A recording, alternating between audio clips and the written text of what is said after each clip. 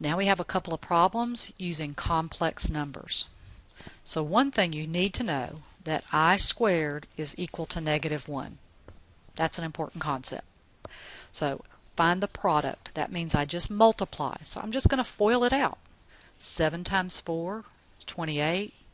7 times 3i. 2i times 4. And 2i times 3i is positive 6i squared. And this is where you have to know that I squared is -1. These are like terms. So I'm going to keep the 28. I'm going to put those together. And then I have to know that that's 6 times -1, which is -6. So now those are like terms. So -6 and 28 is 22.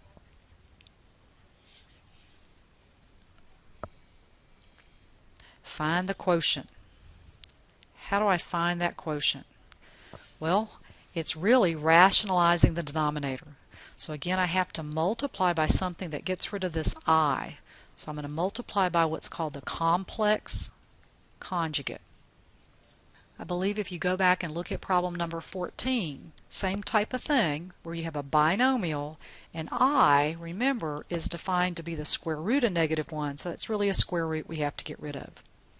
Okay, so how do I do this? Well, I'm going to come down here so it's a little bit more room.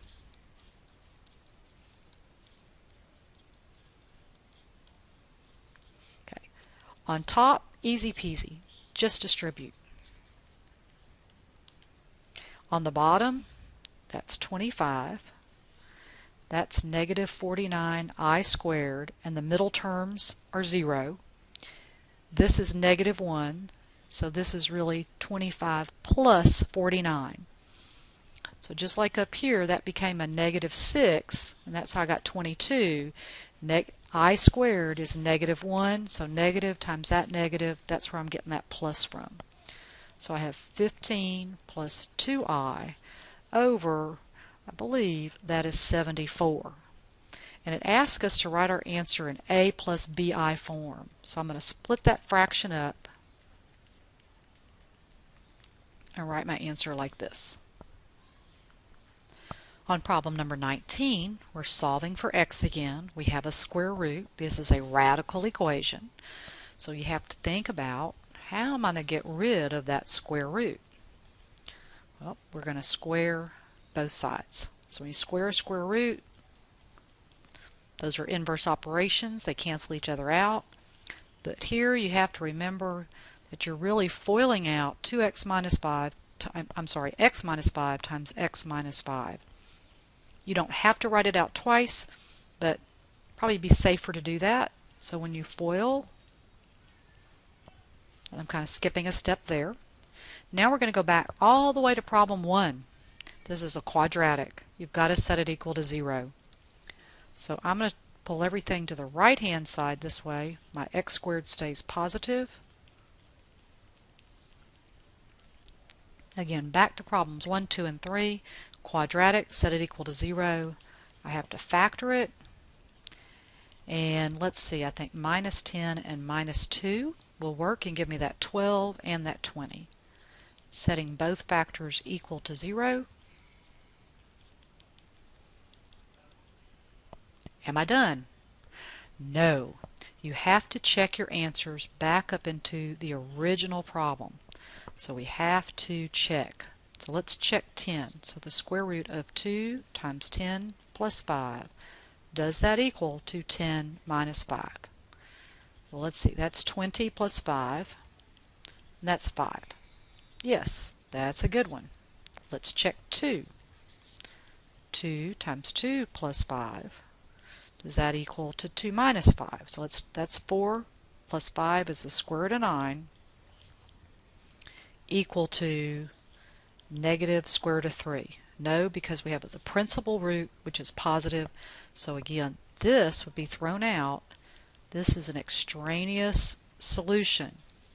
You will lose a point on the final exam if you do not check those answers.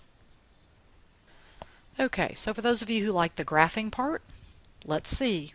You should know what that picture looks like. You should know it's not a line because we have x squared. We have to complete the table anyway, so we might as well do the work. So we have y equals negative 2 squared minus 4, minus 5. Then this is 4 minus 5, which is negative 1. Then I'm going to plug in negative 1.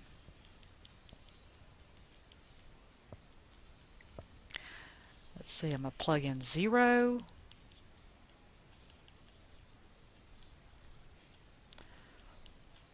One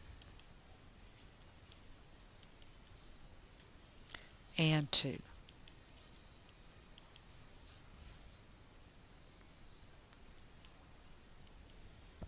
Then I'm going to plot those points.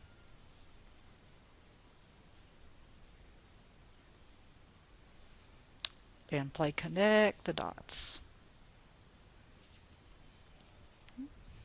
Parabola, quadratic function. So here we're going to look at a picture and answer some questions. So does this represent a function? It's either yes or no. But you should remember about the vertical line test, and so this answer is yes. Now what is the domain? The domain means the x values, right? The x values.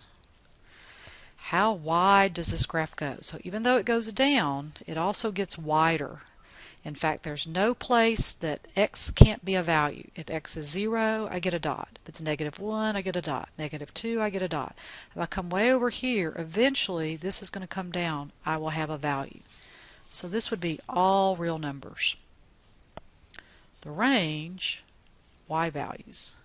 So when I go from the bottom to the top.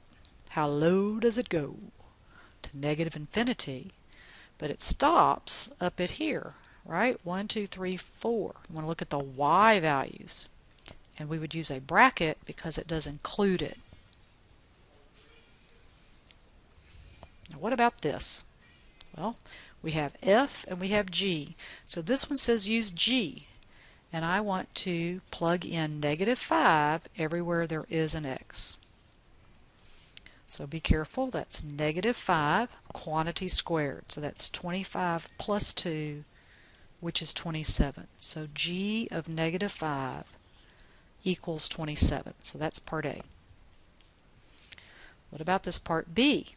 Well, it says use the f function, and everywhere there's an x, what am I going to put in there? A plus h.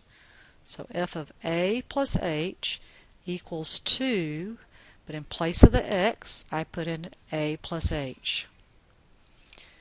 And then I'm going to distribute and say, hey, I can't do anything else. That's the ugly answer. That would be part B. C. It says again, go back to the g function. And everywhere there is an x, okay, so right here there's an x, what am I going to put in place? An a. Not much to it. That's the answer. Now part D, this is a little different.